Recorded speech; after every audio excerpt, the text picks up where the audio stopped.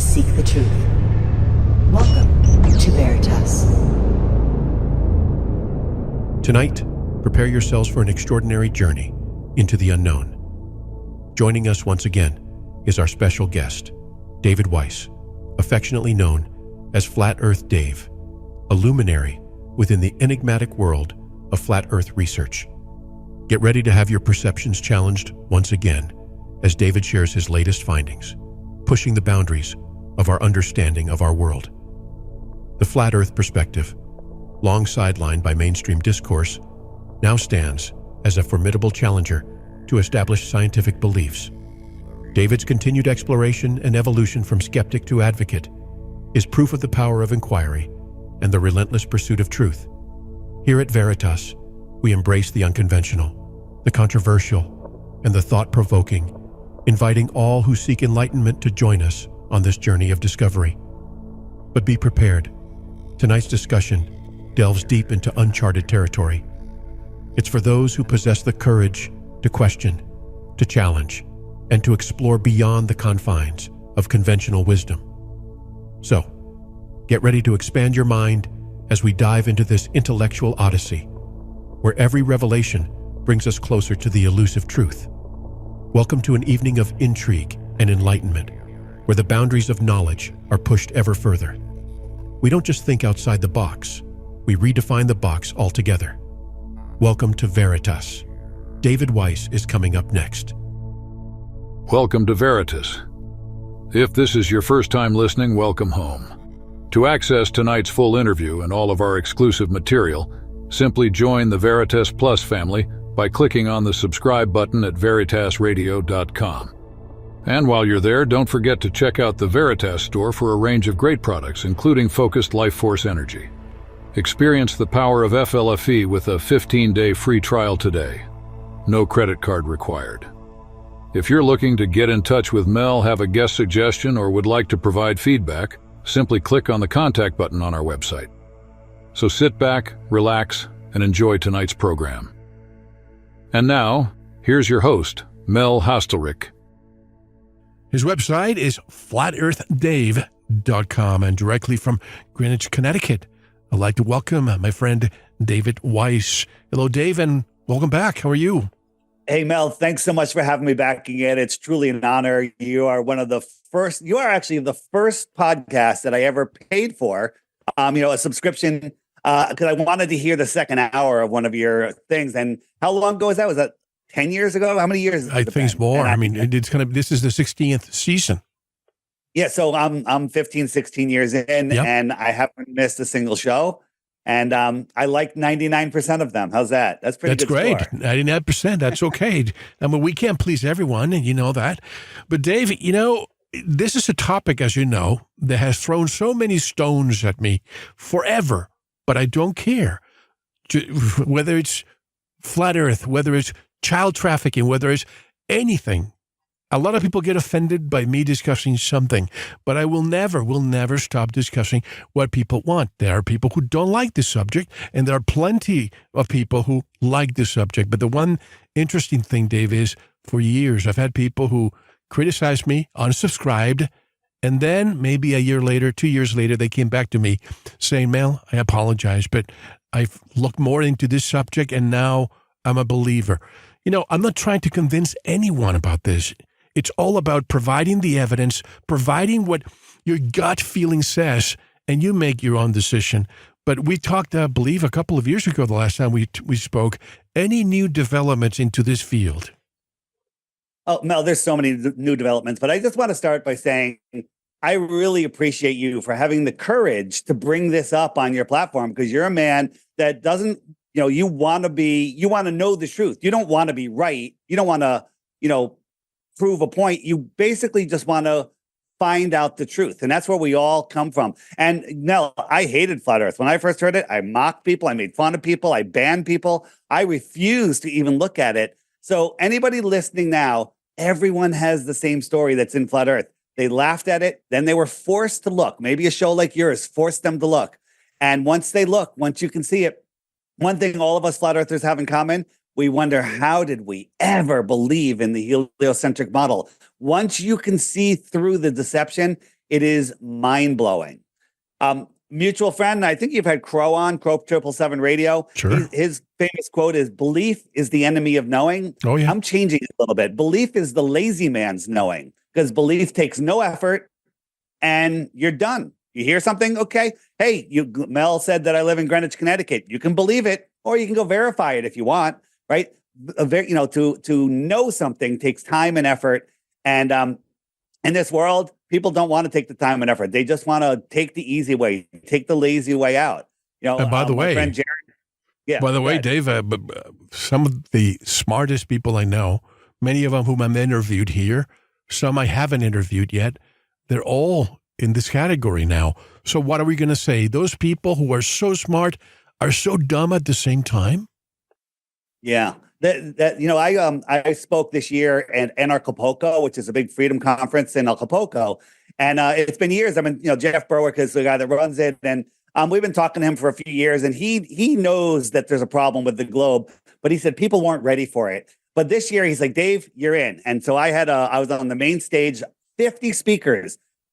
I found out when I got there that 49 of the speakers were flat, I have a problem with the globe. It's definitely not a globe, and I don't know what it is. That's the weakest point. And other people are like, oh, it's a level non-rotating stationary plane. And then the audience, 95% people were already on board. I was kind of looking forward to going and speaking to, at least 50, 60, 70% of the audience that thought flat Earth was the dumbest thing ever, because after seeing my presentation, it's scientifically impossible to still believe in the globe. And the thing is, you don't want to believe, you want to know. So my goal is to just show you what they're hiding from you. Just want to go just for those people listening, like, where is this going? I just want to run down just a list of things we're going to try to get to in this short 2 hours. And by the way, some of the great people who are there in Acapulco, Andy Kaufman, Dr. Andy Kaufman, Mike Wilkerson, friends of this program. Flat. Yep. They're all flat. They're all flat, and it's amazing. And I have to tell you, there's other people in the medical health freedom movement. I'm going to say all but one of them are flat. That way, you can't. I didn't rat anybody else out, but they haven't come out. A lot of them haven't come out publicly. They all see it, because once you see it, you understand why. So real quick, we're going to go over my journey a little bit. Censorship. Trolls, agents, and ignorance. They don't want you seeing this information, because if you do, their gig is up. We're going to talk about proofs. We can see too far, Southern flights, pilots for major airlines. How do they get everyone to lie? The absurdity of space and distances, and space telescopes, the physics of gas and water, other celestial bodies, and how our eyes work. And we're going to pack a lot in there. And why this topic is the most important topic of our time, our fake history, and very important, extraterrestrials, the secret space program, and how it all makes sense on a flat Earth. So, add radium to your list, please. No, radium is amazing. Right, real quick on radium, the radium, they theorize, and there's some evidence that they use radium engines on the airships that used to travel all over the world. They had airships that hold thousands of people that go all over the earth. Guess what the exhaust of a radium engine is? What is it? Helium. I was going to say, is it helium? It's helium. Huh. Think about that. You're running the ship. You can repower. You can just keep. It's a self-sustaining, radium engine. It's just amazing. So, I'm not going to get too much into the old world stuff, because that's a 5-hour show right there. We only have 2 hours. No, but then again, you think of the Hindenburg. When I saw that movie and the whole explanation, that made me wonder what happened there, that they cut that manner of transportation that was used for hundreds of years, and all of a sudden, no, that's too dangerous. Yeah, well, the Hindenburg, did two things. It demonized hydrogen, because they related it to the hydrogen bomb. The one crash, and it was, in my opinion, a huge false flag. And then no, that's it. You can't go anywhere. You can't. They got rid of ships. And guess who? The other gas that you can use is helium. But NASA owns all of the helium companies in the world. And so there's always a shortage, just enough for party balloons and a Goodyear blimp over a football game, but not for air travel. So, and the reason for that is because if you have a blimp, you can go up there with some solar panels, some, etheric engines, a radium engine, and travel where they don't want you to travel. It's funny that the two places on Earth that would prove the Earth is flat or a globe are the North Pole and the South Pole, and both are off limits physically and mentally. I mean, physically and digitally. If you go to Antarctica on Google Earth and try to draw an area around it where it tells you the area, you can go around, you can draw like circle Madagascar, and it'll tell you how many square miles Madagascar is. And if you go around Antarctica, it makes this inverted, it won't measure it. It measures the outside of it. And that's because Antarctica is not a continent at the bottom of a ball. It's the shoreline of our world that's wrapped around an imaginary ball. Address, please, the helium part. This is something really interesting. NASA is the biggest consumer of helium in the world. And the first question is, what exactly are they using helium for? Could it be that's how they launch their quote-unquote satellites? Well, all of their rockets, and this is a hard one for people to grasp, is the space shuttle. We all have in my generation, we all had an emotional attachment to the space shuttle, amazing. And then they had the Challenger that blew up. And if you look at it, if you actually look at it, you can see that external tank is a blimp. It's literally a blimp, Mal. And I have an app. You can find it at flatearthdave.com, and it gets around the censorship. I want to touch on the censorship before we go too deep. And there's a section on it called faking. Oh, it's not, I got an issue with it not showing. It's all right. It's called faking space with blimps. And it shows you undoubtedly that those are helium balloons going up, and they're just crashing them out in the ocean. They're just crashing them out in the Bermuda Triangle. That's why they all go up and they curve right over and go into the ocean. By the way, you mentioned the space shuttle. The shuttle heats up during reentry at speeds of 16,700 miles per hour. But while leaving Earth at speeds of 25,000 miles per hour, there's no heat. Can you explain that? I cannot explain that. And here's the thing. You know what? A lot of the stuff that they put out there, people just go, I can't figure that out because I'm not smart enough. No, you can't figure it out because it's stupid. The idea of what they're saying makes absolutely no sense. And once you can see that, you can see that it's ridiculous. I'm showing you right here. Hold on, I got to just clear that. I'm showing you a picture of the space shuttle on the launch pad. It's 4.5 million pounds. 4.5 million pounds. And you got this little fire that comes out of the bottom that lifts it up in the air. It's hard to see in this one, but it's wobbling in the wind. It's literally wobbling in the wind before it took off. 4.5 million pounds doesn't wobble in the wind. And another one is when they drops the external tank, that falls back to Earth and it supposedly deatomizes. So the big orange tank falls back. I think it's like 10 tons of steel, and it deatomizes. I'm showing you here, for those of you that are watching, this is a NASA video of the tank falling back to Earth. By the way, let me just interject for a second. For the people, I know we have a lot of listeners who prefer to just listen. If you can go to our website and watch the video, because we have some visuals, that'll be great. But if not, I'll try to describe, and Dave will try to describe as much as possible for your benefit. Please go on. Yeah.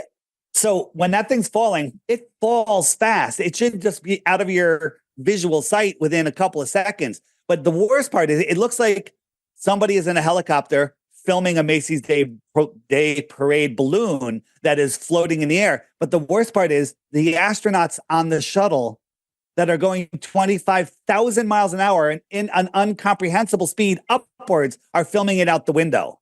This is being filmed by the astronauts that are on the shuttle. And it makes absolutely no sense. No sense whatsoever. And if it's so heavy, it should be dropping like a bullet. It should be dropping like a bullet so fast. And we were watching one of their videos, and we saw something go by it that looked like for lack of a better word, a cloaked quadcopter, and it just went right by it. And so we took the video, we cranked up the contrast, we turned it on its side, and it is literally some sort of craft that's there trying to get it. We cranked up the contrast, and for those of you watching, you can see this thing. So again, what we're showing you here is it's not what they're telling us. Well, what is that, Dave? That is some sort of craft, some sort of aircraft that I think it's a recovery craft that's going to grab this thing and take it to wherever they take it or destroy it. I don't even know. Pretty crazy, right, Mel? This stuff.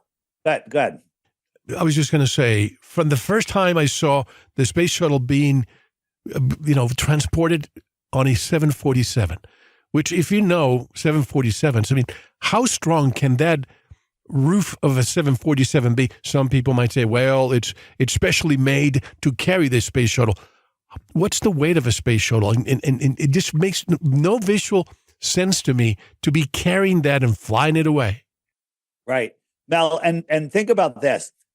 You've been in a hurricane. We've been in Mexico and in Puerto Rico. Hurricanes, 150 mile an hour, 200 miles an hour. That's crazy. A tornado, 300 miles an hour. It literally ties metal posts into knots. It tears concrete out of the ground. Right. When you look at the launch of the space shuttle, it's pushing 4.5 million pounds up with superheated fuel. Right? There's a fence right there that doesn't even wobble. It would be atomized in a second. And when you start looking at this and using your God-given common sense, the reason people don't see it is because they can't see the light because it's too big. And then the videos of it just doing maneuvers in space and turning around, and it's awe-inspiring if you believe. But if you actually think, you realize that none of this makes any sense. The curvature of the Earth never matches up. The speeds never match up. It's constantly being changed. And, once you see it, you can't unsee it. The SR-71 Blackbird, that's the spy plane. It goes like 2,200 miles an hour. Is that Mach 3.2? Mach 3.2. It has no paint on it because it gets too hot. The paint would just burn off. Looking at it straight on, it is like a razor blade. You can barely see it because it's aerodynamic. No, it's perfectly aerodynamic. Then you look at the space shuttle, right? The space shuttle with its big tank, it's got square PVC pipes on the outside. The windows are inset, not even as aerodynamic as your car. Your car is way more aerodynamic. When you look at the pictures, of it, there's absolutely no way that it can go as fast as an airplane without ripping apart. But this thing goes Mach 32 or 33. It makes no sense whatsoever. And when you see it coming in for landing, that's actually a real plane that has engines, and they always have 2 jet fighters escorting it in. You know why? Because it masks the sound of the engines on the plane, on the shuttle. Are you saying that there's no engine sound coming out of the shuttle? No, when the shuttle is landing, there is engine noises coming out. The engines are clearly, because it's supposedly gliding. But they have 2 jet fighters on each side, one on each side, gliding in with, flying in with it. And that masks the sound. Again, all of this information, the censorship is unreal. If you Google my name, Flat Earth Dave, Flat Earth Proof, Flat Earth, anything, you'll get nonsense, especially on YouTube. And you could watch a whole bunch of real Flat Earth videos, if you can find them, my videos, Jaredism videos, Globusters, whatever, and then go check your YouTube history, search for Flat Earth. None of them will show up. Just the propaganda videos will show up. That is the only topic on YouTube that happens with. It will not show you what you watched when you search your history. That tells you something. Yeah, remember during the pandemic, obviously anybody talk about that subject, you had that little banner underneath. I can expect that from the elite. But when it comes to Flat Earth, when this video comes out on YouTube, the first thing you'll see probably underneath, you'll see that little banner. If they're so If they're so certain that this is BS, why would they have to remind us that this is not scientifically proven and blah, blah, blah, if we're not children? No, I'm with you. They had a Senate hearing about fake news and how are you going to stop the fake news? And whoever was representing YouTube there, they said, well, for example, for flat Earth, we're going to put an authoritative banner. They used flat Earth as the example. They always stick it out there. They wanted to normalize it.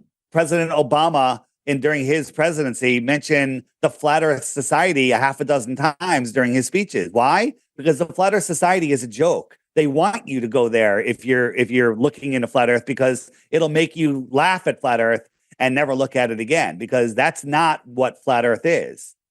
So the censorship is unbelievable. That's why I created this app. It bypasses the censorship, and it's a great way to learn yourself and share with others. It's doing extremely well, and it's called the Flat Earth Sun, Moon, and Zodiac Clock app. You can just find it at flatearthdave.com. It's a $3 app, and just go read the reviews if you're unsure about getting it. People absolutely love it, and it's really waking up the world. So the other thing out there is trolls, agents, and just ignorant people. So how can they have this lie for so long? How could they do that?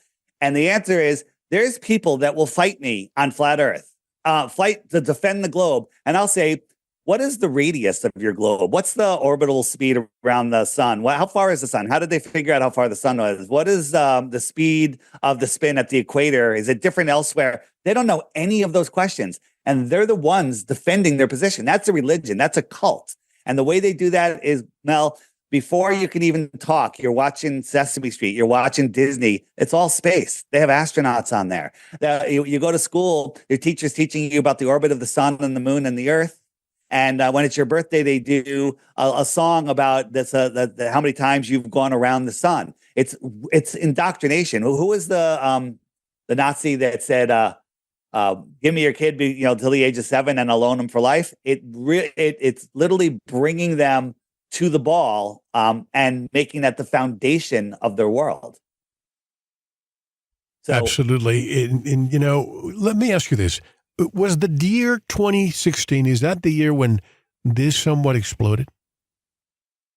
It was more like 2014, 2015 is when I got into it. And it was going, and, back then, it's our good friend, Sophia Smallstorm. Yeah. She's the one that convinced me to look. Right. And she's like, Dave, I think the earth might be flat. We were talking about some other, bang, bang events. And I was like, there's so much deception in this world. And she goes, oh, Dave, she goes, it's worse than that. I think the earth might be flat. I'm like, not you too, Sophia. And she sent me a couple of videos. And I started looking into them. And I went in with a bad attitude, Mel. I wanted to prove it wrong. I didn't want to know the truth. I wanted to prove flat earth wrong and prove the globe. And for 2 weeks, I didn't sleep. But YouTube kept sending me like, hey, you like that? Watch this, watch this, watch that. 2017, flat earth took over as the #1 search term on YouTube. And literally within a couple of weeks of that happening, they took down the scoreboard. It used to be you search something and it says, oh, there's 380,000 results. When flat earth became #1 over Trump, over Britney Spears and everything else, they took down the scoreboard. They don't want people knowing, because once you see this, you can't unsee it. And when you see it, you literally unplug from the matrix, the heliocentric matrix that controls you. This is all about control, Mal. You know that. Your listeners know that. And they've done a great job at getting people to refuse to even look at this topic, look at the subject. It's incredible. I have, you take a ball away from a little kid, they cry. You take a ball away from an adult, it's the same thing. You're ripping the foundation of the world. Now, we love our space, Star Wars, Star Trek. I grew up with all that stuff. I like the visuals you're using to convey your message, by the way. Yeah, thank you. Thank you. So, when you see this stuff, you can't unsee it. So that's all I'm saying. Oh yeah, we love our space stuff. That was the hardest thing, giving up space. You don't have to give up space.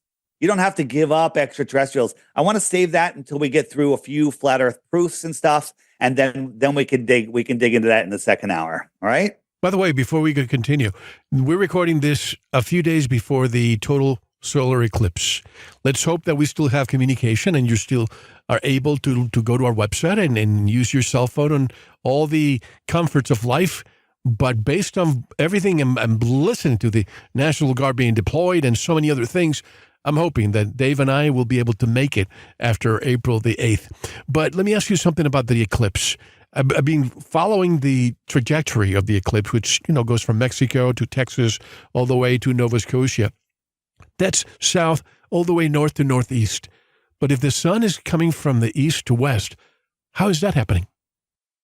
Well, in the heliocentric model, we're spinning to the east. So it looks like the sun is traveling across the sky like every sense tells us it is, but you're really falling towards the sun. And then in the noon, you're falling backwards away from the sun. And that is ridiculous. The path of the eclipse makes zero sense in the heliocentric model. It's fully explainable in the flat Earth model. And we don't know what it is. I don't even think it's the moon. I think some people are going to be able to film the moon off to the side of the sun during the eclipse if the weather's right. But they're predicting, overcast for almost the entire path. But let's see how good they are at messing up the weather. You mean chemtrail? You want to talk about the eclipse? Yeah, chemtrail, they're chemtrailing the sky. We're having a major storm right now. It's hailing here in Connecticut. There's hail coming down right now. You mentioned something. You mentioned that people are taking, pictures and you might see the moon. I've seen many photographs showing that. So if that's the case, what is actually blocking the sun? Could it be the black sun? And if so, can you explain what the black sun is? Well, the black sun, there's some people that say that the entire thing is being projected up from the north, from our North Pole, from under below the Earth. I don't know. I've seen so much evidence. Flat earthers aren't afraid to say we don't know, but it is provable that it's not the moon, a physical rocky moon going in front of the sun, because if it were, we'd be able to see the moon eclipse the sun. We'd be able to see it, especially when it's a total eclipse, because the earth shine, just like moonshine, you can read a book by Cast Your Shadow on the Ground, the earth shine would be lighting up the moon and we'd be able to see it. No one has ever seen the sun eclipse the moon or exit, approach, eclipse, or exit the moon. And when you look at pictures of eclipses, you don't see the moon. You just see what I call missing sun. It just shows you more sky. It's just like missing sun. And you're imagining that it's a rock behind, in front of the sun, blocking it, and the sun's just too bright for you to see. I think that whatever it is going behind the sun. On my app, in the frequently asked questions section, there's a video, there's a whole section on eclipses. And one of them, I show a demonstration where I created a model of a rear projection sun into our atmosphere. And it looks exactly like what we see. It looks exactly like what we see. And during the eclipse, sometimes when the eclipse is like 85, 90%, you can see the projector through the sky. You can see the source of the sun. So I say the sun that we see is the sun that we see. It's not the actual source of the sun. Just like a rear projection. If you watch a movie, when we were kids, they would put up a big sheet on the back of it. But if you look real carefully at the sheet, see through the sheet and see the actual source of that image. And I think that's exactly how we see the sun. I'm showing here, I divided my room with a blue sheet, and I put a flashlight 10 feet on the other side of that sheet, and it looks amazingly like a perfect little sun. Now I have my partner Paige to the left, and I say, where do you see the sun? And she points to a spot on the sheet. She sees it right there, right? But I'm over to the right of her. I see it over here at the same time. So we all see the sun in a position relative to myself. And if I took something behind that sheet, like a ball or a disc, and blocked that sun, you would see an eclipse, but you wouldn't see the actual thing that's doing it, just like we see in the sky. What is the moon, in your opinion? Mel, we don't know. We're told a ridiculous story that it's a planet hit the Earth and knocked out a chunk, and then it turned into a perfectly spherical object in a perfect orbit. The moon keeps track of the weeks and the months, and the sun keeps track of the hours and the days, and the stars keep track of the seasons and the years.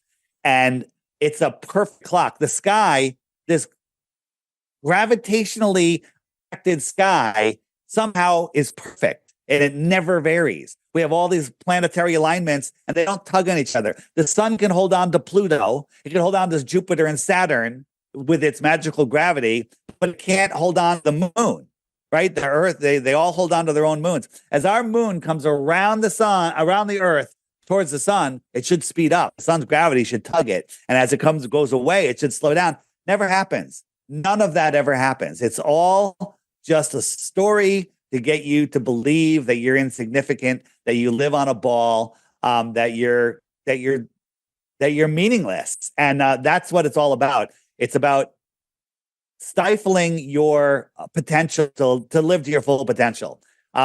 People say, what difference does it make? I still have to go to work on Monday. I used to say that. I don't have to go to work on Monday. It's kind of weird. It's weird how this world evolves. But it's all about controlling people. We can prove, if you look into old world stuff, into Tesla, all sorts of stuff, that there is free energy. There is free energy. Imagine if the energy, you had something the size of a roll of quarters that could power your car, heat your home, and air condition your home, and you can turn up the temperature to anything you want and use as much as you want. It's not bad for the environment. Would that free up some of your time if you didn't have to pay for energy? Sure would, right? People might start, doing gardening and trading with their neighbors if they had free energy. They might even create some amazing transportation devices. But they don't want that. They want us under total control. If you look into the whole story of Tesla and JP Morgan, Tesla said he was going to put out free energy. JP Morgan's like, wait a minute, I own a telephone pole company. I own a copper wire company. I own coal. I own trains. All of that stuff is going to be useless if you put out free energy. And that's why he shut Tesla down. So, by the way, about the moon, when you look at the pyramids in Egypt and all the megalithic structures around the world, the Egyptians used the moon for timekeeping. 29 and a half days. They used it for agriculture, for religion, for navigation. Why do you think that all of a sudden it changed to solar instead of the moon? Women's periods. Well, that's the other thing. What I think the moon is. I think the moon is responsible for delivering and removing souls. This is just made. There's lots of evidence of it. And the moon keeps track of the months. There used to be 13 months of 28 days. So we live in this realm. We live in this toroidal system where everything from below the earth to above the earth is all part of this one living system. Everything is live. Everything's live. And we live on this plane inside a toroidal. The spinning of the toroidal field is responsible for all of the motions of the sun, moon, and stars, and all of the wandering stars, which they now call planets, plane with a T. And we can't survive anywhere else. So the whole thing is connected. There's some people that are looking into the patterns on the moon seem to copy the patterns on the Earth of the land masses. It's called the moon map. And it's kind of interesting, but I think it's all connected. So again, I'm not afraid to say I don't know what the moon is, but I know what it's not. It's not a rock floating in the sky, for sure. So the sun, wherever the sun is, it's noon at that place. So on my app, it shows you the sun goes around. So wherever the sun is, it's noon. Sun will lap the moon once every 28 days. So the sun keeps track of the days, the moon keeps track of the week and the months, right? And if I turn on the stars are circling in the same direction. They're just going slightly faster than the sun, where they'll lap the sun 365 laps. It takes them to lap the sun, to lap the sun. So the sun will drift backwards through each zodiac.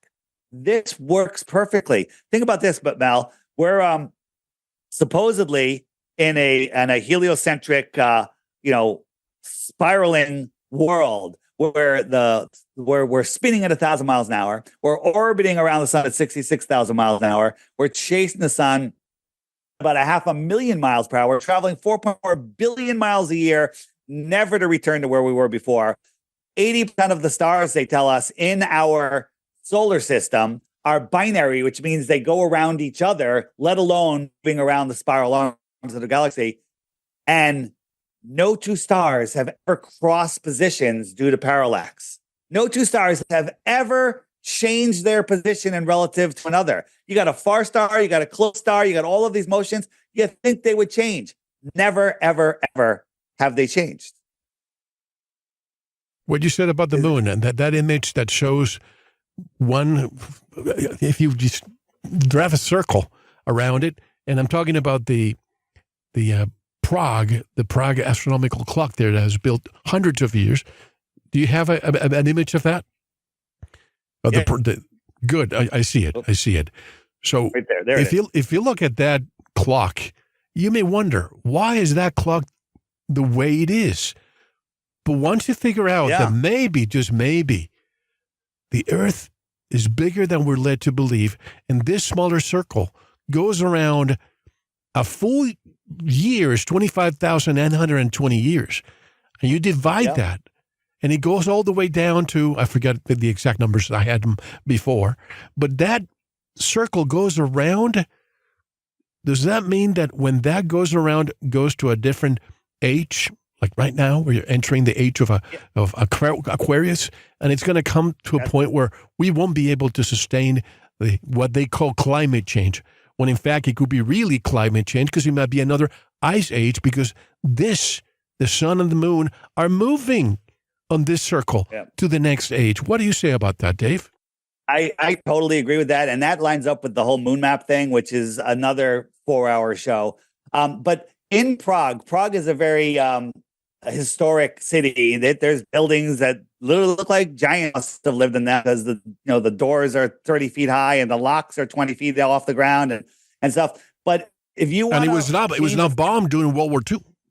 Right. If you want to change, a fence post in Prague, if you're a homeowner or whatever, you have to go through like 12 committees to make sure it's not violating anything. But somehow the oldest clock in the world was able to change without telling anybody. If you look at the inner line here, this to me looks like an old world map, but they changed it to a globe. And look at the old Prague clock and the new Prague clock. They changed it and they made it look like a globe on the underlying layer. And no committees, no nothing.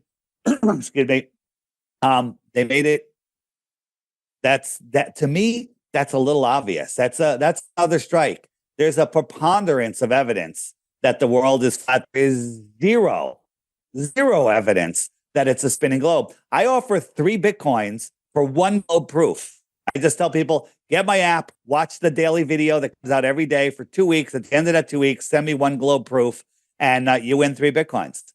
The 99% of the emails I get are, oh my God, this thing is real. I can't believe it. How did I not know this? And that's because of censorship. Looking for Flat Earth online is not easy. But flatearthdave.com, all the information's there. But it's up to you. I can demand the knowledge, but you can't make them think. So, some people aren't ready for this journey, Mel. I think many of your listeners are, especially your UFO people, your people that are talking about extraterrestrial races and stuff. That only works on a flat Earth. Everything you're saying resonates, I bet you, with a lot of my listeners. But let me go back to this great year, the great day, the great month, because a lot of people might not know what I'm discussing here. And even with Brad Olson, I was discussing this before. You probably heard of the 1811 earthquakes, have you? Oh, yeah. In 1811, in December and January of 1812, large earthquakes came immediately after 3 eclipses, 2 penumbrals and 1 total eclipse, very similar to what's happening now. And this apparently happens every 71 years. If you add 71 years to 1811, that would be 1882. Add 71 years to that will be 1953. Add 71 years to that, and we're 2024. And that is the great day. What I mentioned, great year, 25,920 years, but the great day is 71 years. So I wonder if every 71 years, something of large magnitude, catastrophes, of all these disasters, earthquakes, happen in certain intervals, Dave. There, after the last time this same eclipse passed across the United States, it was the worst earthquakes. There was like 1,000 earthquakes over the next 3 months, worst earthquakes in history. Is that going to happen again? I don't know. Was that 1811? I think it was 1811. Yeah. Are you? Have you had Greg Weiss on your show yet? No, but I love to. Greg Weiss. Yeah, he's amazing. I'll connect you. He's fantastic. Just go on. You can find him on Telegram really easy. Look, Weiss Report. You're gonna have to go back 2 weeks by the time you hear this and watch his video on the eclipse. It's fantastic. It is. It's out these 5-minute videos that are well researched. So yeah, check that out. All right. So where were we? We were talking about I was talking about trolls and agents and ignorance. Let's run up. There's people out there there's 3 types of people. People that are paid, and I think there's very few of them.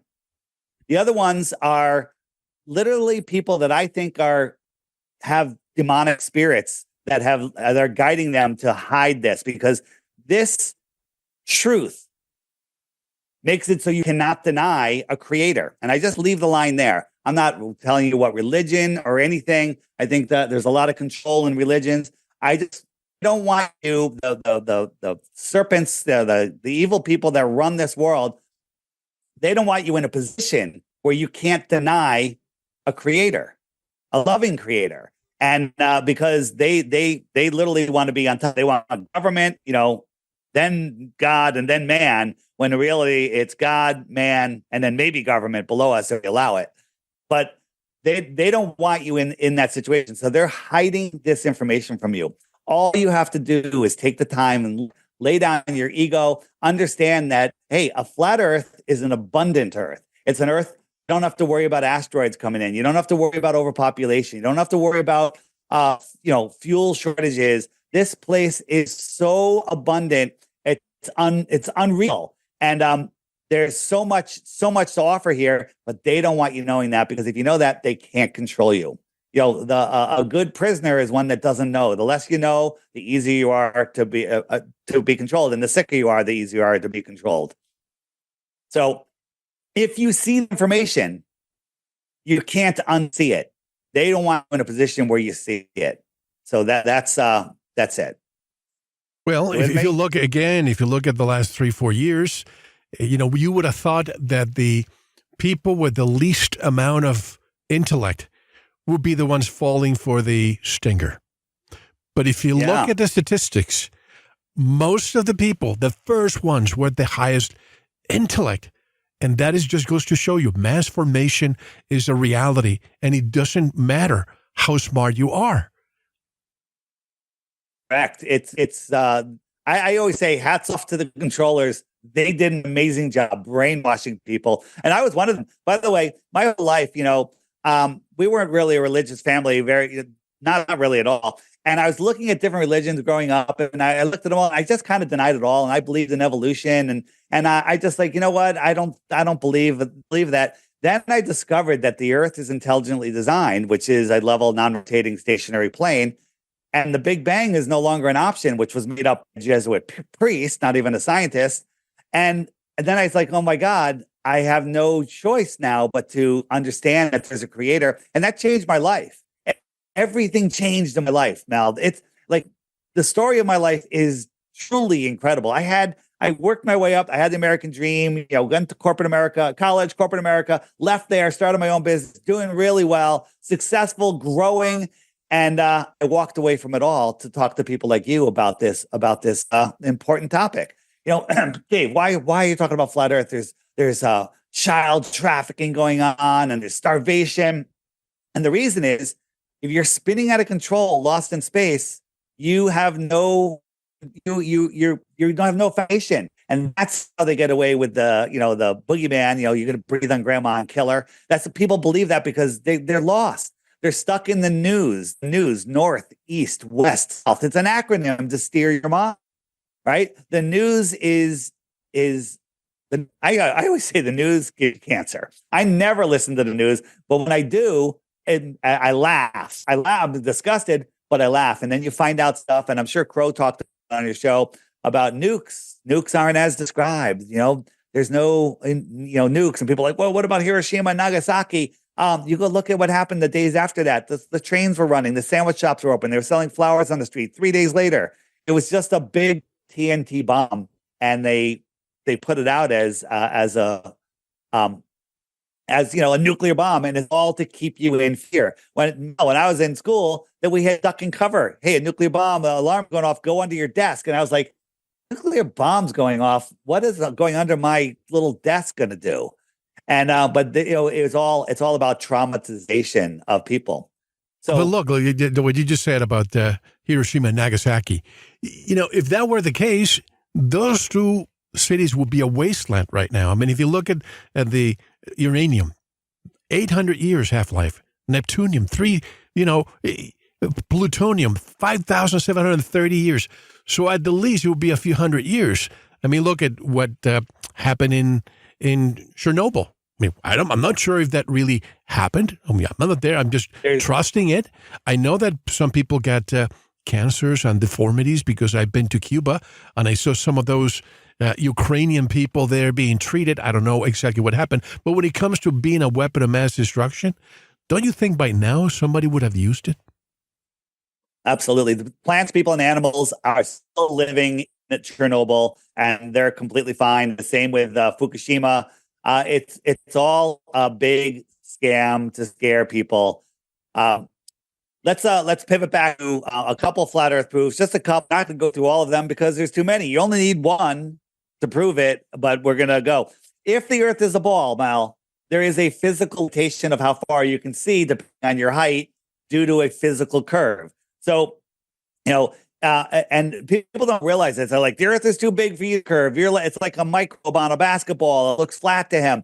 Well, according to the globe math, at 6 miles, at 3 miles, there's 6 feet of curvature. That means a 6 foot tall person standing at the edge of perfectly calm water, no waves, perfect clear day, can't see the surface of the water beyond 3 miles because it's going behind a physical curve. It's like trying to look over a basketball, hold it up at eye level. Can you see the backside? No, because it drops behind a physical curve. And if you sat down, that horizon's even closer. But we can see things way, way, way beyond that. Now, the higher up you are on a ball, if you could live on a ball, the farther you can see. But it's the same on a flat Earth, right? And if you're up higher, the air is clearer. So I'm showing a picture here. I forget what mountain this is, but there's a whole video on it. And we can see 8 mountains that are over 700 miles away. And they're all the right shape. They're in the right positions. They're right there. The tops of those mountains should be 40 miles, more than 40 miles below the curve of the Earth, below the physical curve. But for some reason, we can see them, Mel. Does that prove the Earth is flat? Well, not really, because it could be 1,000 times bigger than they tell us. And if the Earth is 1,000 times bigger than they tell us, they're hiding 1,000 times more land. Maybe there's 8,000 continents, right? I don't think it's a ball. It's actually provable that it's not.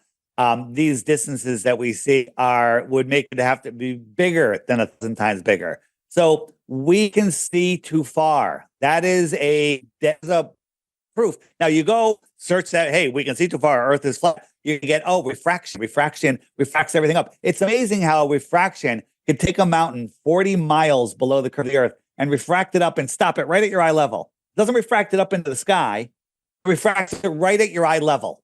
And it refracts all of them. The farther ones, the closer ones, it refracts them all at the same level.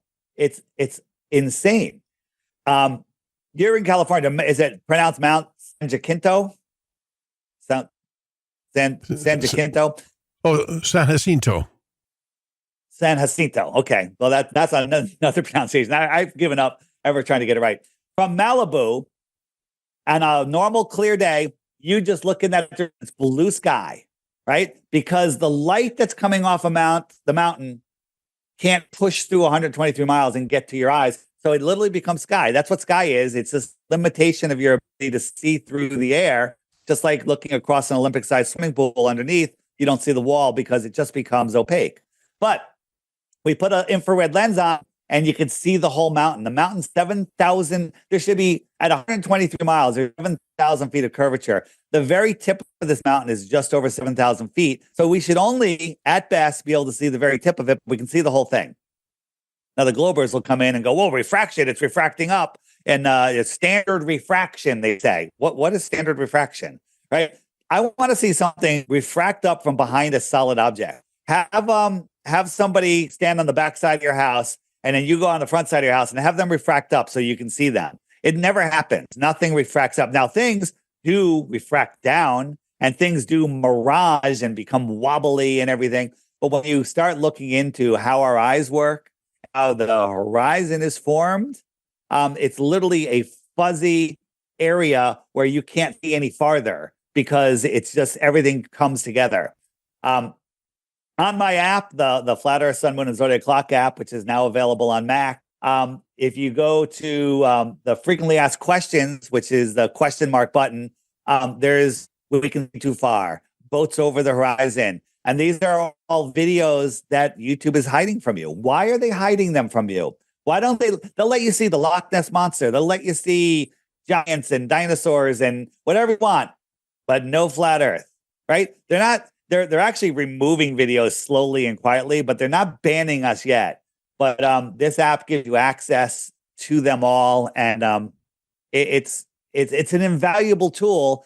And the thing is, the truth will set you free once you understand that that this place you're the center of creation, and that you are a more powerful spiritual being than they want you to believe. They want you to believe you're just a physical meat suit. You die, you become worm meat, and that's the end of it. And you're going to work your whole life, and on the weekends you can watch sports and cheer for your sports team, which is a whole ritual energy expending thing. They want you to drink alcohol, as we learned during the 2020. Close the churches, close the synagogues, keep the liquor stores open, and they want you distracted and lost and sick. So when you're 65, 70, 75, and you retire, you think you can have some good years on the beach, but you're sick because of all of their poison. So that's what this is about, Mel. And that's why I'm pushing this so hard. And the awakening is happening. There's thousands of people waking up every day. I don't even know the number. It's increasing faster and faster. By the way, you mentioned that image that you show with the mountain peak with other mountains that you can see in the distance. Well, of course, the trolls and the skeptics might say, "Oh, yes, but you're looking at it from the top of a mountain." Well, this is one thing that I keep talking about like a broken record for years. Ever since I noticed it in 2016, I have a beach home in Mexico, and in 2016 I had two doctors with me. We were on the beach, and you can see it in the afternoon. I showed them without binoculars. I said, "What do you see in front of you there?" And they simply said, "Well, that's Baja California. You can see from top to bottom." I brought the binoculars and you could see. And that's close to 90 miles away. And I said, "How is that possible?" And they looked at me like, "What are you implying? That the earth is flat?" Like, no, I didn't say that. You did it. Then I went with a captain. We went fishing in the afternoon, and I asked him the same question. "What is that?" "Oh, that's Baja. Everybody knows that's Baja. But how can you possibly see it?" "Look, I don't know, but it's there." So explain to me how I can see that from sea level, 90 miles away. Yeah, because the earth is flat. That's the thing. People don't want to think it through. Remember, belief is the lazy man's knowing. And people don't want to process it because you're processing your foundation of your world. Right next to your mother is the globe. And that's what your entire world is built around. All the best movies are all about the globe and the global network, and everything's globe, globe, globe. So your ego, because I'm not going to look there. It's too painful to realize my whole life is a lie. There's a spot in Aluja, France, that looks out over the ocean, and Mount Canigou is 175 miles away, but you can't see it except for twice a year for 1 or 2 days. And the reason is 175 miles that's bouncing off of it can't make it all the way to your eyes. It just doesn't have that much brightness. But the sun is brighter. And twice a year, as the sun migrates in between the tropics, it looks up with that view spot and it goes beyond it and it backlights. You can see the whole mountain. You can see the whole thing. The top of the mountain should be close to a mile below the curve of the earth, but you can see the whole thing. Now, the Globers say, well, the sun already set and it's refracting up, and the mountain, which is in the dark, is refracting up and blocking the sun. Okay? The reason your brain short circuits on that is because it's stupid. It's dumb. And they want you to just to believe all of that nonsense. But, there's so many examples of us seeing too far. We can, there's even shorter examples. We can just see things that should be below the curve. Now, things do get cut from the bottom up because of waves, because of perspective, because things after a certain amount of distance, they won't really appear in your visual space to get that much farther, but they'll get that much smaller. So a 6-foot-tall person standing at the edge of calm water can have a 3-foot wave block a cruise ship. And I have, in my We Can See Too Far section of the app, there's a whole bunch of videos on that. I just recommend people, it's more a visual thing. And once you see it, I'm warning you, you can't unsee it. So there you go. Go ahead. Do you want to say something? Yeah, I wanted to say something. When I used to fly, one time I noticed that they were changing the runway numbers, for example, from 26 to 27. And I was asking, why are they changing the numbers? Oh, it's because every so often the magnetic north changes. So we have to change the numbers. Runway 26 is now runway 27 because it's now 270 degrees. And that they just didn't register with me. And I go back to the great year, the great month. And if you look at what people like Zachariah Sitchin said, that, every 2,160 years, we change from age to age. So instead of the magnetic north changing, could it be that we are actually moving towards the next one, and eventually we'll all have to migrate to another part of this world? In fact, if you believe in the globe, look at the Pacific Ocean. And do you have a map of the Pacific Ocean? It's almost empty. Could it be that there are pieces of land there, doesn't matter, maybe small, but where the elite goes and we're not told? I mean, imagine plenty of Hawaii's there, away from the common man. Yeah, there's so many lost lands. I believe that there's extra lands here. I'm showing here, this is the moon map. This is actually the craters on the moon, and they line up with all of the continents. And the far side over here, that's all frozen or out of our area. We live in this one section here, and this red line represents the magnetic north. So as the north moves, our circle of our sun. So in 13,000 years, the sun will be circling on the other side of the realm. Everything here will be an ice age, and people would have moved over there. I did a talk with Sophia called "The Outward Flow of Civilization," and it was fascinating how people saw that, how people saw it. So the outward flow of civilization was quite interesting. So here again, this is the moon. This is the moon, and all of the countries are here. It's kind of weird. Don't know what it is. I think there's a correlation to everything. We're all related, from all the plants, all of the heavenly bodies. Everything is all related. So what happens? What happens that it's every 2,160 years where we get to a new age. So slowly that circle keeps moving. So if you're stuck in the back, because it's moving from left to right, opposite to clockwork. So if you're moving all the way there, that means that migration has to exist. And then you think about the Nordics, for example, Finland, Sweden, Norway, all that. They may have been the last ones and they lived in areas that were, cold, and the sun was not there that much. And then when things started getting warmer, they started migrating. And this is why this more south you go, the darker the skin. If you think about this, it makes a lot of sense.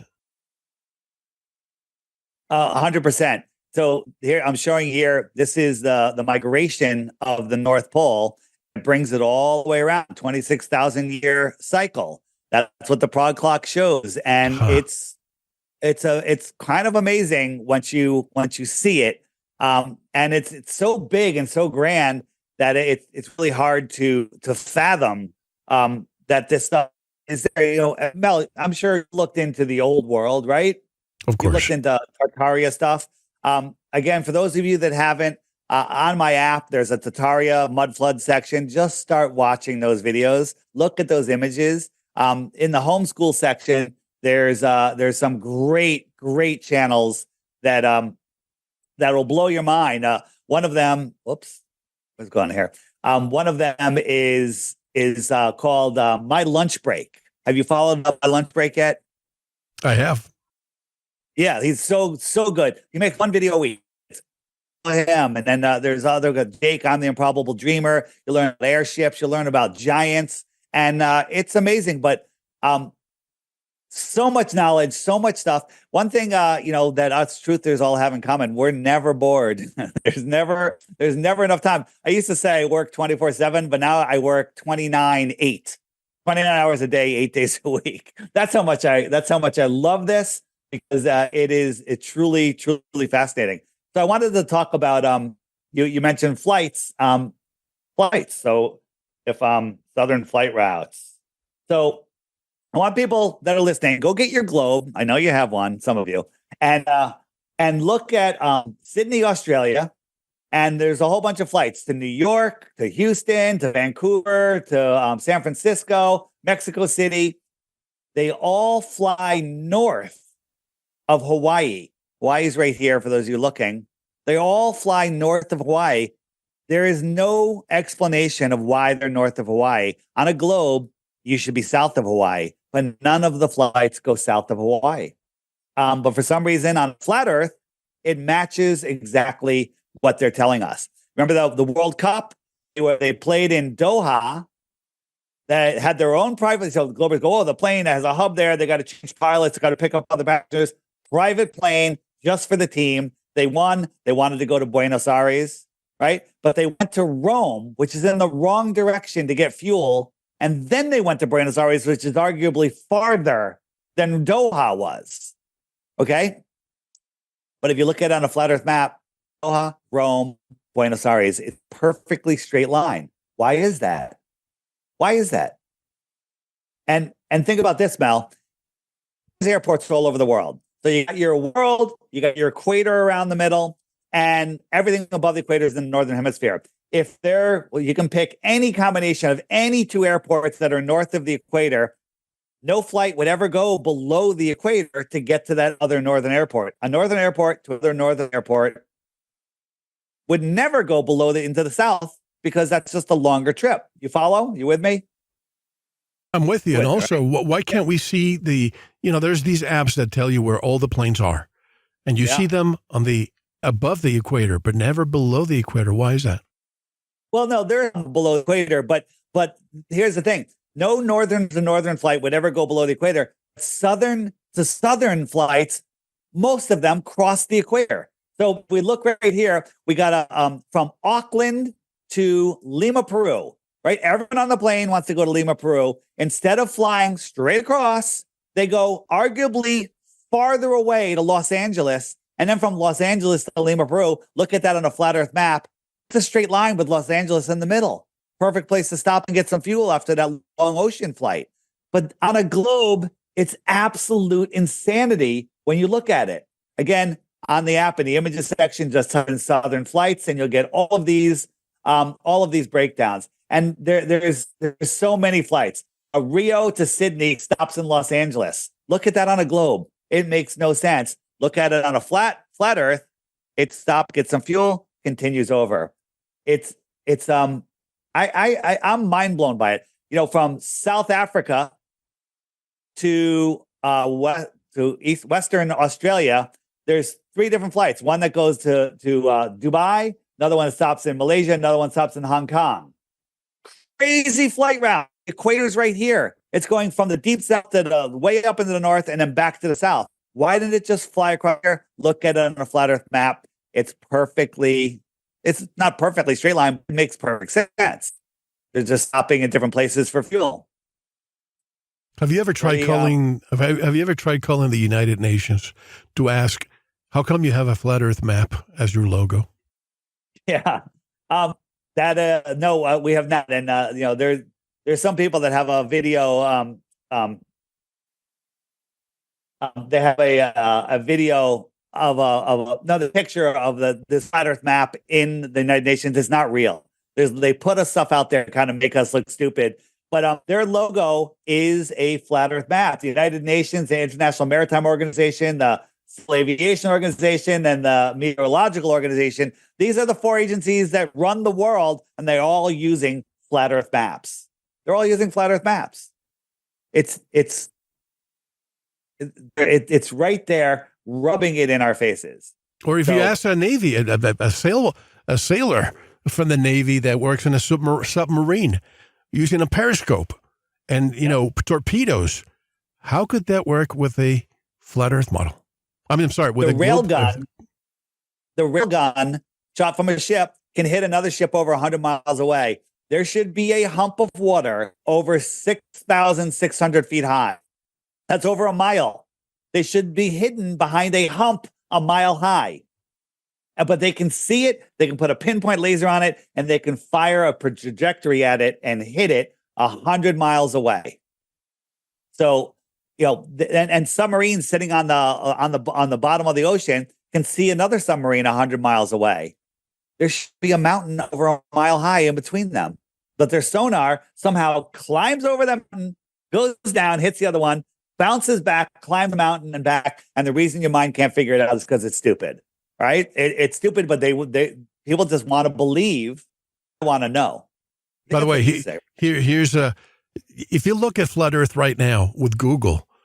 In fact, before we started, I was looking for you on Google for just to see if I could find you. I could hardly find you, and all I see is a bunch of debunking. I'm talking about hundreds and hundreds, and even one right now. This is the let's see. A university, it doesn't say what it is, WTAMU.edu, but it says flat Earth question. And this is Dr. Christopher Bard, a professor. Why did so many people believe the world is flat when it is obviously, that's the key word, obviously a sphere? When they say obviously, if I'm born and you never show me a sphere, and all I see is the flat horizon, the beach, why would I even say that it's a globe? There's absolute. Here's the thing. This is what, ignorant. And by the way, ignorant's not a bad word. I'm ignorant to everything I don't know.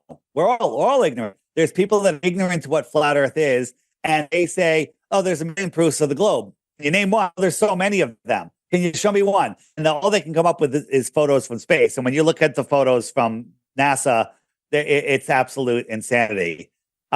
How horrible they are. Let's just take a quick look.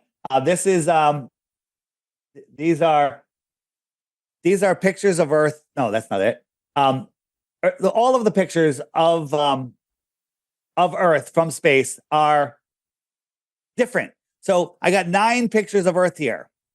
So a logical mind would say, well, they're all different. So therefore, 8 of them, if not all 9, are fake.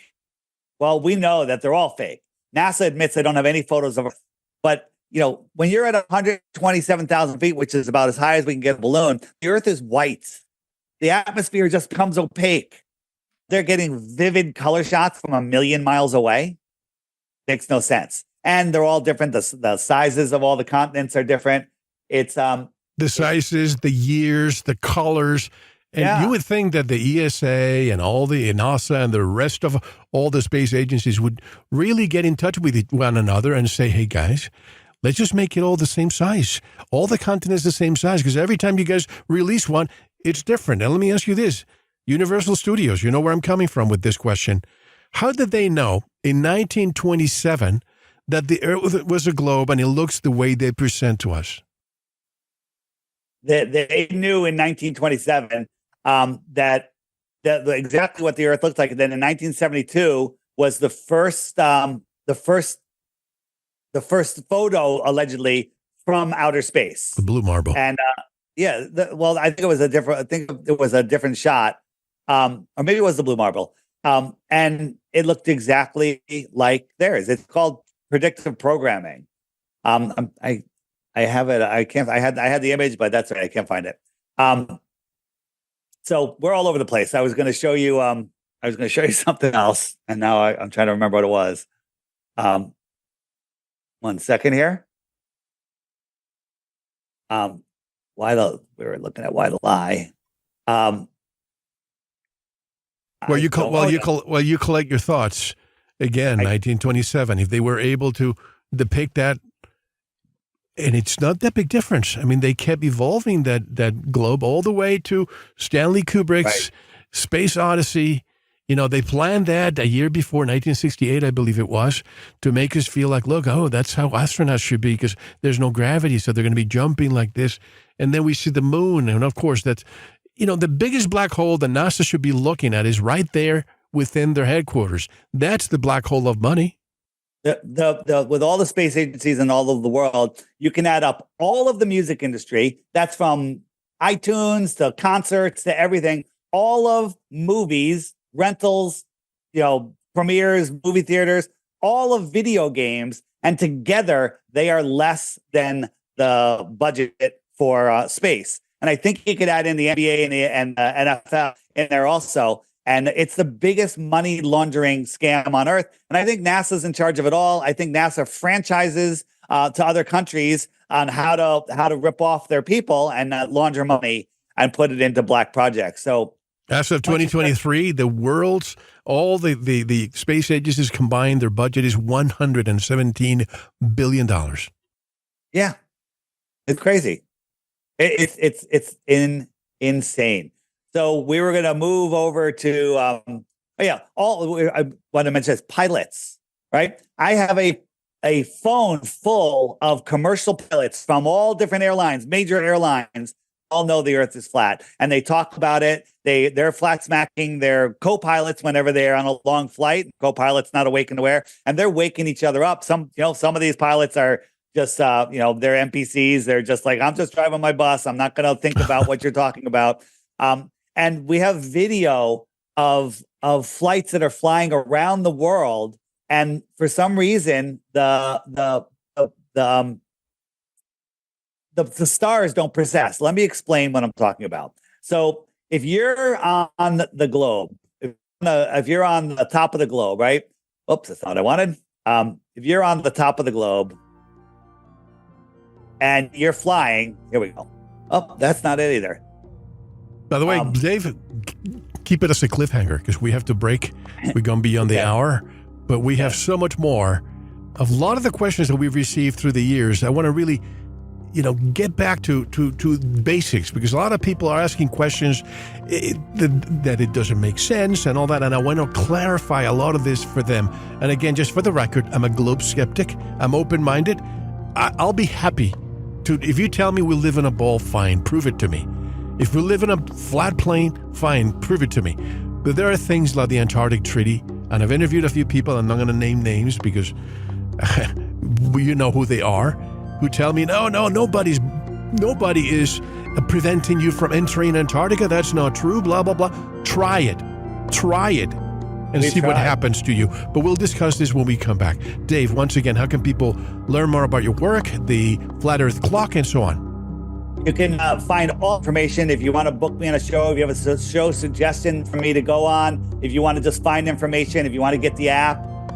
If you want to see me in person, I'm doing some appearances. I'm actually in the UK on June 27th to the 30th at a 4-day music and truth festival. A lot of great other presenters are going to be there. That's in the UK. You can find all of that at flatearthdave.com. Flatearthdave.com. Easy to remember. All my social media is there. Follow my YouTube. Follow my interviews channel. Just follow that stuff and just take a little bite a day. If you think that I'm completely wrong and you're smarter than me, come take my Bitcoin. That's $210,000, right? And I will give it to you the second you show me one globe proof. Unfortunately, you're not going to be able to. Is that event in the UK Mark Devlin's, by the way? Mark Devlin is going to be speaking there. No, it's not his, but he's speaking there. Dave Murphy's speaking there. There's a whole bunch of people, but it's soundsbeautiful.uk, but you can find the banner right on the top of my website. Great people. All right, one more hour with Dave Weiss. You're listening to Veritas. This is Mel Husterick, and we'll be right back. Thank you for listening to the first part of this important Veritas interview. To listen to the rest and all of our exclusive material, proceed to the Veritas Plus member section or join the Veritas Plus family by subscribing. Click on the subscribe button at veritasradio.com. Don't forget to visit the Veritas store for focused life force energy. Get a 15-day free trial of FLFE today with no credit card required. And if you want to get in touch with Mel, want to be a guest on this radio program, have a guest suggestion, or have feedback, just click on the contact button on our website at veritasradio.com. Now, proceed to the Veritas Plus member section or subscribe to listen to the rest of the interview. You don't want to miss it. Thank you for listening to Veritas, because you don't want to believe, you want to know.